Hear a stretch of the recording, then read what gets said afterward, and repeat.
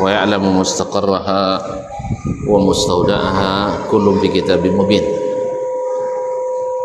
وأشهد أن محمدا عبده ورسوله الصادق الأمين صلى الله عليه وعلى آل بيته الطيبين وأزواجه الطاهرات أمهات المؤمنين وأصحابه القادة الغر الميامين والتابعين لهم بإحسان إلى يوم الدين أما بعد فأوصي نفسي وإياكم أيها المسلمون وأيها الأخوات المسلمات بتقوى الله عز وجل رب الأرض والسماوات فإنه قد فاز المتقون يا أيها الذين آمنوا اتقوا الله حق تقاته ولا تموتن إلا وأنتم مسلمون. Ikhwani wa akhwati billah, para pimpinan ma'ahid dan markas, para kepala sekolah, wakil, para kabid, para masyayikh, ustaz dan ustazah, karyawan dan karyawati keluarga besar Lajnah Khairiyah Musyarakah cabang Bangkinang. Alhamdulillah kita bersyukur kepadanya di sela-sela kesibukan tuan-tuan dan puan-puan kita masih bisa bertemu bertatap muka. Mudah-mudahan saling mengisi dan juga saling mengasihi, saling mengingatkan, karena peringatan itu bermanfaat bagi orang-orang beriman. Alhamdulillah kita pun dikumpulkan di tempat yang mulia, di salah satu dari rumah Allah, di Masjid Haya binti Abdul Aziz Al-Khudar, yang memang menjadi tanggung jawab kita ahlan wa sahlan untuk memakmurkannya. Mudah-mudahan dengan buat kajian seperti ini dan kajian-kajian lainnya semakin menambah pahala bagi yang mewakafkan, bagi yang mengurus, bagi yang menjaga, dan mudah-mudahan kita termasuk di antaranya. Oleh itu maka kajian ini sengaja dipilih di tempat ini karena lumayan sepi. Kalau di Saimin ramai ustaznya, Bu ya. Di Al-Fauzan juga ramai. Kalau sini alhamdulillah kita saja. Alhamdulillah. Salawat dan salam kepada baginda Nabi alaihi salatu wassalam, yang kita berharap mudah-mudahan kita tak memilih kecuali jalannya dan tidak mengikuti kecuali sunnahnya, sehingga dengan demikian persahabatan dan kedekatan kita bukan hanya di dunia tapi sampai ke akhirat. Al-akhillau yawma idzin ba'dhum li ba'din adu illa al-muttaqin. Orang-orang yang saling dekat, saling bersahabat di dunia, di akhirat nanti jadi musuh, kecuali orang-orang yang bertakwa. Ma'asyiral muslimin, ma'asyiral muslimat yang dirahmati Allah Subhanahu wa taala. Kemudian selagi ingat, saya juga mohon maaf kepada kawan-kawan yang baru menikah, ya, yang baru ya, yang baru menikah, tidak sempat dihadiri. Kalau alasan dosa tanya, pasti yang tidak datang pasti ada alasan. Tapi memang betul-betul tidak bisa. Karena kemarin aja bang ya, ada 7 sehari itu. Nah, jadi karena untung jadi panitia di rumah Pak John, anda awal semua dos tu kan, jadi tidak bisa ngelak. Akhirnya satu pun saya tidak pergi, yang lain-lain, padahal orang-orang dekat semua.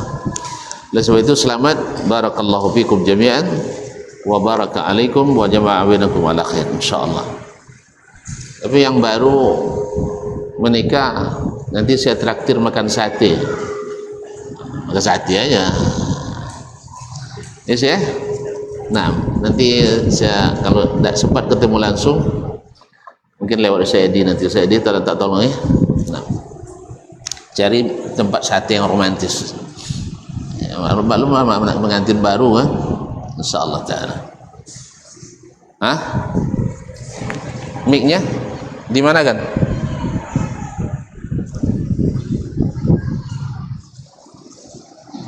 Ada di kumis pula aja.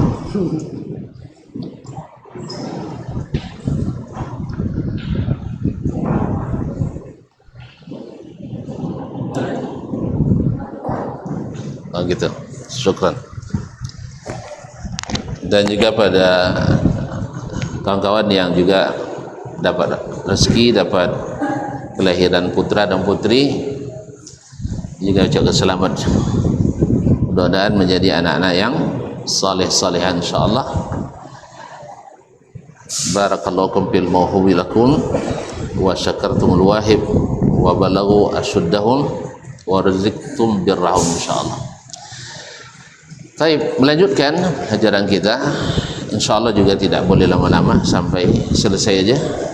Nah, ada durian lagi Ustaz? Ada durian lagi enggak?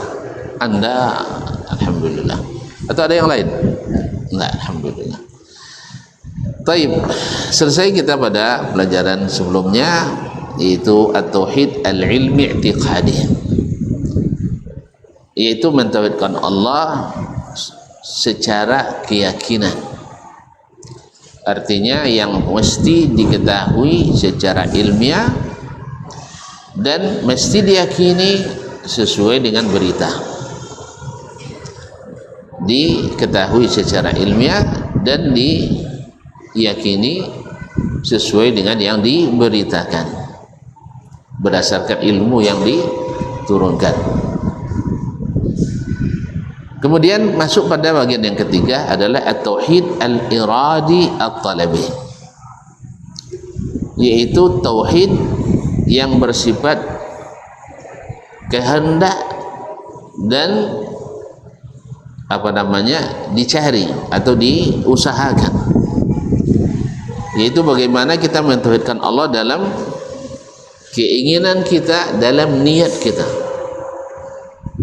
bahwa yang kita lakukan ada tujuan, yaitu mentauhidkan Allah dalam tujuan dan keinginan kita, atau disebut dengan tauhidul uluhiyah atau tauhidul ibadah. Tauhid uluhiyah atau tauhid al-ibadah. Ma'asyiral kiram dirahmati Allah SWT, dalam melaksanakan, mengaplikasikan tauhid ini, Syekh mengatakan di poin pertama, Allah Ta'ala wahidun ahad. Ini adalah suatu hal yang menjadi dasar kenapa kita hanya beribadah kepadanya, karena selama kita masih meyakini ada yang bersama Allah berpengaruh pada alam ini, maka kita tak akan pernah mentauhidkannya dalam ibadah. Ada sedikit saja pengaruh dari selain Allah dalam mengurus alam ini, kita takkan murni mentauhidkannya dalam ibadah. Seperti orang berkeyakinan bahwasanya Allah baru akan menurunkan sesuatu kalau sudah dapat ACC atau parab dari wali. Dapat ACC dari wali. Ada yang berkeyakinan banyak. Wali kutub namanya. Wali kutub utara, kutub selatan. Jadi kalau tidak di ACC wali, banjir tidak datang. Berarti terjadi banjir kemarin di Sumut, di Sumatera Utara, Sumatera Barat dan di Aceh, tuntut walinya itu karena dia yang ACC. Kita harus tuntut wali kutub itu karena dia yang ACC. Kabarnya wali kutub hari ini Habib Umar Hafiz ya. Hafiz apa? Yang di Yaman tuh, yang micik-micikan mata nampak Nabi. Hafiz Umar ya. Itu wali kutub. Yang satunya wali Habib Zain katanya di Madinah. Habib juga. Allah musta'an. Tapi orang Sudan lain lagi klaimnya. Maroko lain lagi Habibnya. Wali kutubnya. Jadi tolong yang dituntut wali-wali itu, kenapa di ACC banjir bandang yang terjadi di daerah kok Sumatera dipilihnya? Jangan-jangan UPT-nya tidak cukup. Nah, selama ada keyakinan-keyakinan seperti ini, takkan murni mentauhidkan Allah dalam uluhiyah. Takkan murni. Oleh itu kaum muslimin dan muslimat dan rahmati Allah, maka mesti dikatakan Allah Ta'ala wahidun ahad. Allah Esa dan tunggal. La syarika lahu fi rububiyyatihi wa uluhiyatihi wa asma'ihi wa sifatihi. Tidak ada sekutu baginya dalam rububiyahnya. Kita sudah ketahui bahwa ar-rububiyah dari kalimat ar-rabb. Ar-rabbu artinya adalah pemilik, penguasa, karena dia yang mencipta, dia yang mengatur, dia yang mengadakan, maka dia yang memiliki. Nah, tidak ada satu pun yang menyekutui Allah dalam kepemilikan itu, dalam penguasaan itu. Makanya kalau dikatakan tadi harus ACC Habib atau ACC Wali, berarti ada yang bersama Allah mengaturnya. Tidak, tidak ada yang mengatur kecuali Allah Subhanahu wa Ta'ala. Taib, mungkin ada yang bertanya, kan Allah juga menciptakan malaikat untuk mengatur gunung, malaikat mengatur hujan, malaikat mengatur angin, malaikat mengatur catatan, malaikat menjaga dan sebagainya. Iya, kita katakan ini malaikat-malaikat Allah yang menunjuk mereka. Beda dengan wali. Wali memposisikan diri. Siapa yang menunjuknya? Yang menunjuk wali jadi men ACC itu siapa? Pengikutnya. Pengikutnya. Sama dengan orang yang mengangkat Nabi Isa jadi Tuhan. Siapa yang mengangkatnya? Pengikutnya. Enggak pengikutnya. Yang melenceng dari jalannya. Ahli bid'ahnya. Ya, memang semua perusak agama di agama manapun adalah ahli bid'ah. Yang merusak agama Nabi Nuh, ahli bid'ahnya. Yang merusak agama Nabi Musa, ahli bid'ahnya. Merusak agama Nabi Isa, ahli bid'ahnya. Yang merusak agama Nabi Muhammad sallallahu alaihi wasallam adalah ahli bid'ah hasanah. Ya, ahli bid'ah hasanah. Karena kalau orang mengatakan kullu bid'atin dhalalah, takkan jadi ahli bid'ah. Tapi ketika ada yang mengatakan ada bid'ah hasanah, dia akan jadi ahli bid'ah. Dan bid'ah tak terjadi kecuali dengan menambah atau merubah. Menambah atau merubah. Kalau sudah ditambah atau dirubah, ini pabrik asli tak akan menyetujui itu produk mereka. Tuan-tuan beli motor Kawasaki, lalu dimodifikasi, lalu dikembalikan ke pabriknya, mau mereka? Mau? Enggak, kecuali untuk dilebur lagi. Harganya tidak seperti harga asli, pasti kurang. Oh, tapi laku tambah mahal di kalangan yang menyukainya. Orang pabrik asli tak akan mengakui itu produk mereka. Diakuinya sebagai produk mereka? Enggak. Ini bukan produk kami. Produk kami ini spesifikasinya begini. Ini produk orang lain atau modifikasi orang lain. Siapa yang mau terima? Adalah mereka yang punya selera yang sama. Makanya karena orang banyak suka bid'ah, maka ahli bid'ah semakin banyak.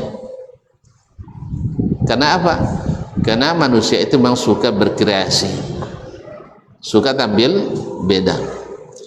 Makanya agama rusak gara-gara bid'ah. Dan bid'ah yang merusak itu adalah bid'ah hasanah. So bid'ah dalalah tak akan ada yang mau. Tidak ada yang akan mau jadi ahli bid'ah dalalah. Makanya bid'ah dalalah tak ada ahlinya. Tidak ada ahlinya. Yang ada hanya ahli bid'ah hasanah. Paham sih? Makanya bid'ah diterima karena hasanahnya. Kalau ahli bid'ah tahu itu bid'ah dalalah, dia takkan mau ikut. Mana ada orang yang sengaja aku sesat? Enggak ada orang yang sengaja aku sesat. Oleh itu kaum muslimin dan muslimat, maka Allah Ta'ala tidak ada sekutu baginya dalam rububiyahnya dan juga dalam uluhiyahnya. Sebagaimana tidak ada yang menyamainya dalam penciptaan, dalam pemeliharaan, dalam kepemilikan, maka juga tidak ada yang boleh menyamainya dalam menerima ibadah, dalam menerima segala jenis ibadah. Wa asma'ihi wa sifatihi, demikian pula pada asma dan sifatnya. Nama-nama yang khusus bagi Allah tidak boleh diberikan pada selain Allah. Jadi kalau ada nanti anak-anak atau warga bernama apa nama Allah nya, itu wajib dirubah. Ada yang nama Tuhan, ada tak? Itu wajib dirubah. Kalau tidak dia mau dirubah, panggil hantu. Berarti hantu tu. Ada orang yang namanya Tuhan. Ada dulu tampil TV. Tidak mau pula diganti namanya karena sudah ikat dengan Al-Fatihah katanya. Jadi kalau diikat juga di Al-Fatihah, berarti yang mengikatnya dulu jahil-jahil semua nampaknya. Masa orang dibiarkan bernama Tuhan? Nah, ada nama Tuhan itu, disuruh merubah tidak mau. Alasannya sudah diikat dengan Al-Fatihah. Mengikat nama ke Al-Fatihah sunnah apa bid'ah? Bid'ah hasanah. Bid'ah hasanah. Nah, ma'asyiral kiram dirahmati Allah SWT. Jadi orang kadang bingung, lalu hadis Nabi tentang fadilah Al-Fatihah itu gimana cara ngamalkannya?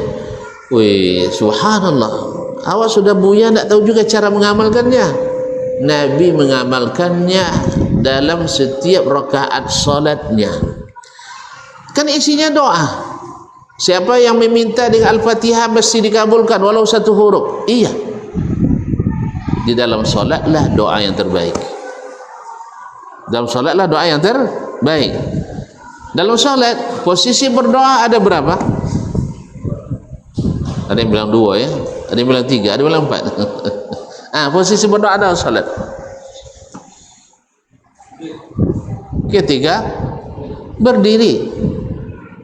Inna fil jum'ati la sa'atan. Sah?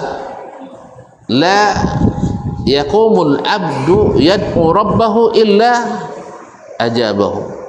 Oh, kama qala sallallahu alaihi wasallam. Di hari Jumat ada sesaat tidaklah seorang hamba berdiri berdoa. Berdiri berdoa maksudnya dalam salatnya kecuali Allah kabulkan. Makanya berdiri adalah salah satu posisi berdoa dalam salat, dan doa terbaik dalam salat adalah yang dengan salat dengan kalimat itu disebut salat, yaitu Al-Fatihah. Allah katakan inni qasamtu as-salata baini wa baina abdi qismain. Saya bagi salatku bagi salat itu di antaraku dan hambaku 2 bagian. Adanya Allah kabulkan. Demikian juga dengan khawatim surat Al-Baqarah. Amanar rasulu bima unzila ilaihi min rabbih wal mu'minun. Disunahkan pula juga dibaca dalam salat dan juga di luar salat yang isinya juga doa. Jadi bukan untuk pengikat atau pengakad. Kan ada akad nikah pakai Al-Fatihah. Ikat nama pakai Al-Fatihah. Peresmian Al-Fatihah. Baik. Nabi SAW sering meresmikan, sering memberikan, menghadiri pernikahan, sering menghadiri akikah, tapi tak diriwayatkan sekalipun Nabi mengikat nama dengan Al-Fatihah. Wasyahid, jadi kalau ada yang bernama Tuhan nanti tolong dirubah namanya, walaupun sudah diikat dengan Al-Fatihah. Nah, karena ikatannya bid'ah hasanah gitu. Subhanallah. Memang Allah musta'an. Kemudian wasifatihi, dan sifat-sifatnya. Tidak ada yang menyamai sifat Allah. Kalau ada pun nama sifatnya sama, pasti hakikatnya tidak sama. Makanya manhaj al-sunnah wal jamaah menurut sunnah bahwasanya sifat apapun yang Allah sebutkan tentang dirinya dalam Al-Quran atau hadis Nabi-Nya, maka wajib diimani tanpa menyerupakan dengan sifat makhluknya. Siapa yang menyamakan berarti dia musyabbiha, dan siapa yang menolak berarti namanya mu'attilah. Musyabbiha menyamakan, mu'attilah menanggalkan. Allah memakai sifat itu, Anda tanggalkan. Allah memakai sifat itu berbeda dengan makhluk, Anda serupakan. Maka disinilah letak kesalahannya golongan-golongan menyimpang, sedangkan ahlus sunnah menerimanya tanpa menyamakan dan tanpa menanggalkan. Wa huwa rabbul alamin, dan dia adalah rabbul alamin, pemilik semua alam ini. Al-mustahiqqu wahdahu li jami'i anwa'il ibadah, yang satu-satunya berhak untuk mendapatkan semua jenis ibadah. Oleh karena itu, berdasarkan poin pertama, maka datang poin kedua, sarfu syai'in min anwa'il ibadati, memberikan sesuatu dari jenis-jenis ibadah, doa seperti doa, wal istighatsah atau memohon bala bantuan, wal isti'anah mohon pertolongan, wan nazri nazar, wal zabhi dan penyembelihan, wat tawakkul dan tawakal, wal khauf yaitu rasa takut, wal raja rasa harap, wal hub dan cinta, wa nahwiha li ghairillahi ta'ala syirkun. Semua ibadah dari jenis ibadah tadi yang merupakan milik Allah lalu diberikan kepada selainnya, maka itu adalah syirik. Ayyan kanal maqsudu bidzalik, siapapun yang dimaksud dengan doa tadi, dengan nazar tadi, dengan tawakal tadi, dengan rasa takut tadi, dengan harapan tadi, naam, malakan muqarraban, baik yang diharap itu malaikat, atau nabiyan mursalan, atau nabi yang diutus, atau abdan salihan, atau hamba-hamba yang saleh dari kalangan manusia, atau ghairahum atau selain mereka. Maka ibadah doa, istighasa, isti'anah, nazar, sembelihan, tawakal, rasa takut, berharap dan cinta dan seumpamanya, ini adalah semuanya ibadah milik Allah Subhanahu wa ta'ala. Tidak boleh diberikan kepada siapapun, baik malaikat muqarraban atau nabiyan mursalan atau nabi yang diutus, atau abdan salihan atau hamba yang saleh, atau ghairahum. Ma'asyil kiram dirahmati Allah Subhanahu wa ta'ala. Kemudian min usulil ibadati anna Allah ta'ala yu'badu bil hubbi wal khawfi wal raja'i jami'an. Di antara landasan-landasan ibadah itu bahwa Allah disembah dengan cinta dan rasa takut serta harap secara bersamaan. Ini disebut oleh para ulama sebagai arkanul ibadah, rukun ibadah, rukun ibadah secara keseluruhan. Kan ada rukun-rukun khusus, dan ini adalah rukun yang berlaku pada semua ibadah. Misalnya kalau rukun puasa, niat dan menahan, nah, tapi harus dengan cinta, harap dan takut kepada Allah. Kalau rukun haji misalnya ada 4. Nah, tambahkan yaitu cinta. Haji itu dilaksanakan dengan cinta kepada Allah serta takut kepadanya tidak diterima, dan berharap diterima dan diberikan ganjaran pahala. Tidak bisa satu-satu saja, karena beribadah kepada Allah dengan salah satunya menyebabkan kita menyimpang daripada jalannya. Nah, wa ibadatuhu bi ba'dihha duna ba'din dhalal. Beribadah kepada Allah dengan salah satu saja itu adalah kesesatan. Qala ba'dul ulama, sebagian ulama mengatakan, man abadallaha bil hubbi wahdahu fahuwa zindiq. Siapa yang beribadah kepada Allah saja dengan cinta saja, maka akan menjadi orang zindiq. Apa itu zindiq? Yaitu munafik. Wa man abadahu bil khaufi wahdahu fahuwa haruri. Siapa yang beribadah kepada Allah dengan rasa takut saja berlebihan, dia menjadi haruri. Haruri nama lain daripada golongan khawarij, nisbat kepada harura. Harura suatu tempat di Kufah, tempat berkumpulnya orang-orang khawarij dulu. Mereka dominan padanya rasa takut pada Allah, sehingga membuat mereka keras kepada selain mereka. Wa man abadahu birraja'i wahdahu fahuwa murji. Siapa yang beribadah kepada Allah dengan menonjolkan rasa harap saja, maka menjadi murji'ah. Orang murji'ah adalah yang mengatakan apapun dosa yang dilakukan, maka iman kita tak pengaruh sama sekali. Artinya tetap masuk surga, sehingga mereka mudah melakukan maksiat pada Allah Subhanahu wa taala. Kenapa? Karena harapannya yang dominan, raja, sehingga menjadi golongan murji'ah.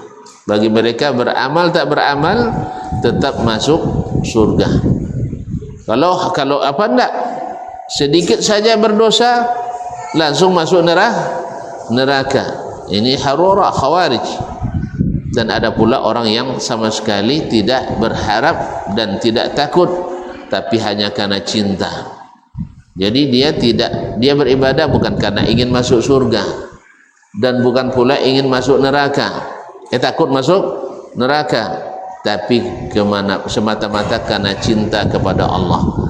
Akhirnya apa yang mereka lakukan? Mencintai Allah bukan sesuai keinginan Allah, tapi mencintai Allah karena keinginan sendiri. Akhirnya jadi zindiq.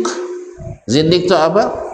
Orang yang katanya Islam tapi tidak taat kepada Islam, menyembunyikan kekufuran. Maka banyak di antara mereka menjadi orang-orang yang melenceng, yaitu orang-orang yang menjadi wahdatul wujud karena bersatu dengan Allah Subhanahu wa taala, atau menjadi hululiyah, atau Allah berinkarnasi ke tubuh orang. Jadi sampai-sampai katanya laisa fi jubbati illallah, dalam jubah ini tidak lain kecuali Allah. Di sini ada al-abid, di sini ada al-ma'bud. Jadi kalau saya beribadah, untuk siapa lagi saya beribadah? Akhirnya mereka kadang-kadang tidak salat tapi ngaku cinta Allah. Mereka tidak salat. Alasannya apa? Karena cinta lebih tinggi dari salat. Akhirnya mereka membuat jenis-jenis ibadah lain yang tidak disyariatkan dan meninggalkan ibadah-ibadah yang disyariatkan. Karena apa? Karena alasan cinta. Nah, makanya tidak jarang di antara mereka gila karena cintanya cinta. Yang cinta yang bikin gila, cinta ilegal. Catat tuh, jangan lupa kalau ada nanti orang gila karena ibadah, pastikan ibadahnya ilegal. Ya, kalau tuan-tuan tak mampu membedakan nanti, kita bawa ke sini, kita tes. Bid'ah hasanah lagi masalahnya. Pokoknya asal ada orang yang gila karena cinta, pasti cintanya ilegal. Seperti cinta janda, gila janda. Allah pun nama masuk gila janda. Catalak bini. Sudah itu ibu nengok. Dah ibu nengok awak. Iya, wah. Uang sabagak-bagak uang bisa mau dia nak minta balik tu. Jawab dan dia ni kan. Jadi itu namanya gila janda. Gila janda legal apa ilegal? Ilegal apa ilegal? Ilegal. Nah, makanya hati-hati jangan sampai menjatuhkan talak sembarangan. Nanti bisa kena penyakit gila janda. Nah, atau orang berzikir dengan zikir ilegal nanti akan kerasukan. Orang yang membuat zikir yang tidak disyariatkan bukan akan menjauhkan syaitan, tapi kadang-kadang mengundang syaitan. Kasusnya banyak sekali. Oleh sebab itu, maka orang-orang yang mencintai Allah hanya beribadah kepada Allah dengan cinta saja bisa menjadi zending. Artinya menukar syariat Allah dengan buatan sendiri. Seperti yang masyhur diriwayatkan dari Rabi' al-Adawiyah bahwa saya beribadah pada Allah bukan karena ingin masuk surga dan bukan pula takut masuk neraka, tapi karena cinta kepada Allah Subhanahu wa taala. Ini adalah omong kosong. Nanti dibilang orang karena antum tidak paham itu. Yalah, saya tidak mau yang paham seperti ini. Biarlah tidak paham seperti saya, tidak penting yang paham seperti ini. Sebab paham cinta yang diajarkan Nabi kepada kita sudah cukup. Karena cinta Nabi teruji, terbukti, diterima. Sedangkan cinta mereka hanya klaim sebelah pihak. Saya takut nanti bertepuk sebelah tangan. Karena terbukti banyak yang kalangan seperti ini menyimpang, melenceng, dan bahkan ada yang hilang akal. Gila sehingga dianggap sebagai wali mazhub. Padahal bukan wali, tapi akalnya rusak karena tidak mengikut syariat. Hanya datang lagi istilah yang kalian ketahui itu syariat itu adalah apa istilahnya, itu adalah kulit-kulit saja. Sedangkan yang diketahui oleh guru kami itu ada inti dan isi. Sampai ada di antara mereka yang mengatakan, ya, yang mesti berguru sama saya sekelas Abu Hanifah, sekelas Malik, sekelas Asy-Syafi'i dan Ahmad. Karena secara ilmu syariat mereka memang lebih hebat dari saya, tapi dalam ilmu hakikat mereka jauh ketinggalan. Oh iya, Masya Allah. Nah, tuh mau tahu hakikat, belajar sama Syekh itu. Ya, tinggalkan ilmu Syafi'i. Syafi'i itu jauh ketinggalan itu. Ini klaim yang tidak ada bukti. Ya, karena yang diajarkan Nabi adalah seperti yang dikatakan oleh Imam Asy-Syafi'i. Yang diajarkan Nabi itu yang diwarisi oleh Imam Abu Hanifah dan Ahmad serta Imam Malik. Kalau mereka bilang Imam Syafi'i jauh tertinggal, biarlah tertinggal di surga. Mereka entah masuk kemana kita nggak tahu. Ya, mereka jauh tertinggal tapi menuju surga. Ini jauh meninggalkan mereka, entah kemana, tidak jelas arahnya. Karena Ketika Imam Malik bicara, pasti mengatakan qala Allah wa qala Rasulullah. Seperti Imam Syafi'i mengatakan qala Allah wa qala Rasulullah. Sedangkan beliau menurut kisah ini, hikayat ini, mimpi ini dan seterusnya. Masa mimpi lebih tinggi daripada wahyu yang Allah turunkan? Masa mimpi dan lamunan lebih hebat daripada istimbat yang dilakukan oleh para a'immah? Dan itulah syubhat yang mereka lakukan, yang mereka katakan terus, bahwa para nabi ini hanya sampai pada pantai saja, sedangkan wali-wali sampai menyelam ke dasar lautan. Nasallallahu as-salamah. Taib, yang keempat, as-taslim war ridha wa ta'atul mutlaqah lillahi wa rasulih. Wal imanu billahi ta'ala hakaman minal imani bihi, hakaman minal imani bihi rabban wa ilahan fala syarika lahu fi hukmihi wa amrihi, wa tashri'u ma lam ya'zam bihi Allah, wa tahakkum ila at-taghut, wa ittiba'u ghairi syari'ati Muhammadin sallallahu alaihi wasallam, wa tabdilu syai'in minha kufrun, wa man za'ama anna ahadan yasa'ul khuruju anha faqad kafar. At-taslimu war ridha wa ta'atul mutlaqa lillahi wa rasulih sallallahu alaihi wasallam. Menyerah sepenuhnya dan ridha serta taat secara mutlak kepada Allah dan Rasulnya. Wal imanu billahi ta'ala hakaman minal imani bihi rabban wa ilahan. Dan beriman kepada Allah menjadi hakaman, menjadi hakim yang memutuskan, adalah bagian dari iman kepadanya sebagai Rabb dan sebagai ilah, sebagai pemilik dan sebagai yang diibadati. Yaitu kita mengakui, menerima Allah sebagai pemutus di antara kata karena dia pemiliknya, dan mengimani bahwa dia yang harus diibadati karena memang dia yang berkuasa mutlak, yang kita harapkan, yang kita mendekatkan diri kepadanya. Fala syarika lahu fi hukmihi wa amrihi. Tidak ada sekutu baginya dalam hukumnya dan dalam perintahnya. Wa tasyi'u ma lam ya'zam bihi Allah, wa tahakum ila at-taghuti, wa ittiba'u ghairu syari'ati Muhammadin sallallahu alaihi wasallam, wa tabdilu syai'in minha kufrun. Membuat syariat yang tidak diizinkan Allah, atau menyerahkan hukum kepada tandingan-tandingan selain Allah, taghut, atau mengikut selain syariat Nabi Muhammad sallallahu alaihi wasallam, atau mengganti sesuatu dari syariatnya, adalah kufrun, adalah bagian dari kekufuran. Wa man za'ama anna ahadan yas'ul khuruju minha aw anha faqad kafar. Siapa yang mengklaim bahwa seseorang muslim atau seseorang boleh keluar dari syariat, maka ini sudah kafir.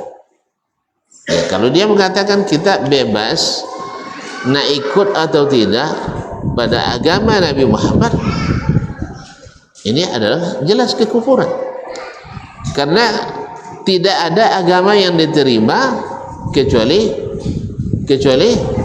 Islam. Makanya kaum muslimin dan muslimat, setiap muslim dan muslimah wajib berkeyakinan bahwa tidak ada syariat yang mesti diikuti, tidak ada aturan mesti ikuti kecuali aturan syariat Nabi Muhammad sallallahu alaihi wasallam. Ini iman. Nah, kalau ada yang mengatakan tidak, kita boleh taat kepada selainnya, ini adalah kekufuran. Adalah kekufuran.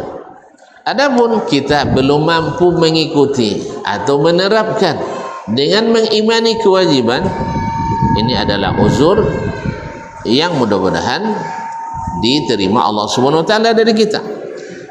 Tapi mengimani boleh mengambil hukum selain hukum Allah, ini adalah kekufuran. Tetapi kalau kita tidak mampu melaksanakan dengan tetap meyakini, ini tidak masuk pada kekufuran. Wallahu musta'an. Pada Allah SWT mudahkan kita untuk menerapkan apa yang Allah inginkan dari kita. Wal hukmu bighairi ma anzalallah kufrun akbar wa qad yakunu kufran duna kufrin. Menghukum dengan selain apa yang Allah turunkan adalah kekafiran besar. Wa qad yakunu kufran duna kufrin. Tapi ada juga di antaranya kadang-kadang dia kekufuran yang tidak mengeluarkan dari Islam. Ini kan syubhat yang membuat orang Khawarij dulu ketika baca wa man lam yahkum bima anzalallah fa ulaika humul kafirun. Lalu kata Ibnu Abbas kepada mereka adalah ini kufrun duna kufrin. Ini adalah kekufuran yang tidak mengeluarkan dari Islam. Adanya kekufuran bukan kekufuran besar. Fal awal kekufuran yang besar iltizamu syar'in ghairi syar'illah, yaitu melazimi syariat selain syariat Allah, mewajibkan syariat selain syariat Allah sebagai suatu hal yang tak bisa tidak, atau tajwizul hukmi bihi, atau membolehkan memakai hukum itu. Ini adalah kekufuran besar. Wasani an-udulu an syar'illah. Yang kedua, dia kekufuran yang tak mengeluarkan dari Islam adalah berpaling dari syariat Allah tadi, dari menerapkannya.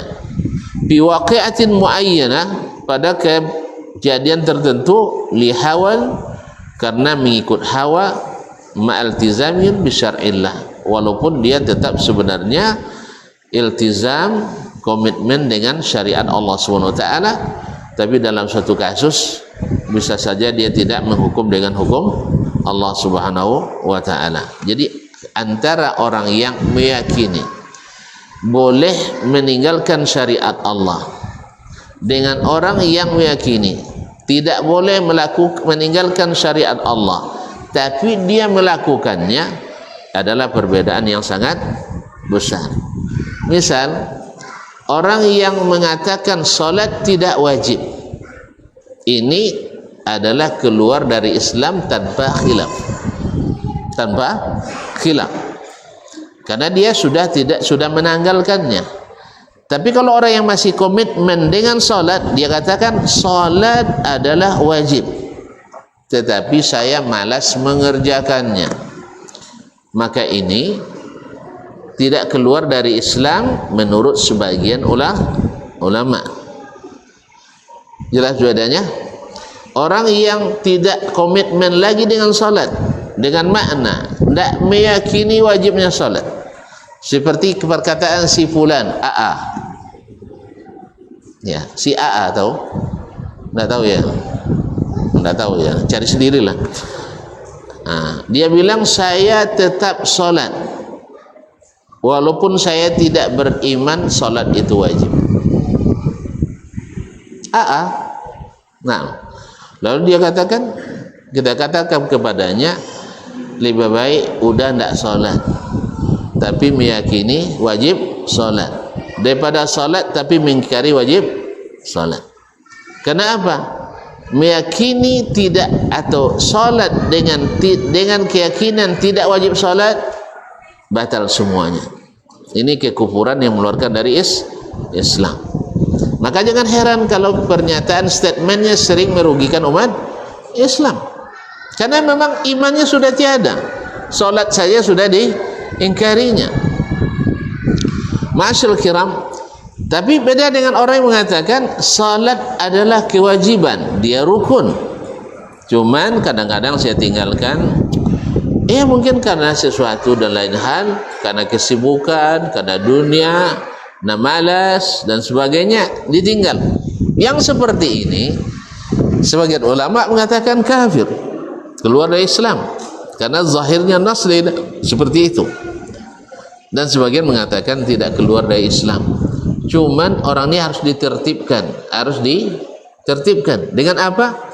dengan dihukum oleh waliul amri. Pertama tentu diingatkan, diajak. Kalau dia tidak mau, maka boleh dijatuhkan hukuman baginya, bahkan walaupun sampai dihukum mati. Sebagian mengatakan enggak, dia tidak keluar dari Islam, tapi boleh dihukum, tapi tidak boleh sampai dihukum mati. Begitu dahsyatnya masalah ini. Tapi kalau dia katakan tidak wajib, dah selamat tinggal Islam, selamat tinggal iman. Nah, yang seperti ini sama dengan orang yang meyakini syariat Allah itu wajib dilaksanakan, tidak boleh diganti dengan syariat yang lain. Cuman saya tidak bisa, saya tidak punya kuasa, saya hanya sebagai rakyat biasa, atau sudah jadi gubernur atau jadi presiden, bilang lagi saya hanya presiden, di atas saya ada undang-undang dasar, ada undang-undang, ada DPR, ada MPR, nanti saya dicukur orang. Tapi dia tetap dengan keyakinan syariat ini yang harus dijalankan, tapi tidak mungkin dijalankannya dan sebagainya. Maka ini adalah tidak dikafirkan.